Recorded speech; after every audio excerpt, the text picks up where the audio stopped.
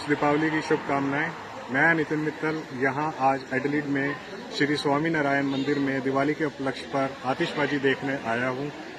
यहाँ आतिशबाजी सुना था कि नॉन स्टॉप होती है, तो आज मैं भी फर्स्ट टाइम देखने आया हूँ और मैं अपनी NI3 फोटोग्राफी के जरिए आप लोगों तक ये दृश्य, जो आतिशबाजी का भव्य दृश्य होगा, वो आप तक पहुँचाने की एक कोशिश रहेगी।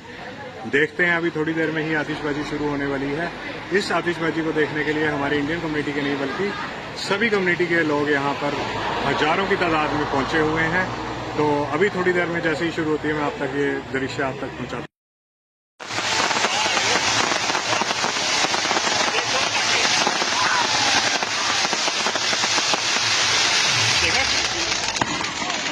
वाओ,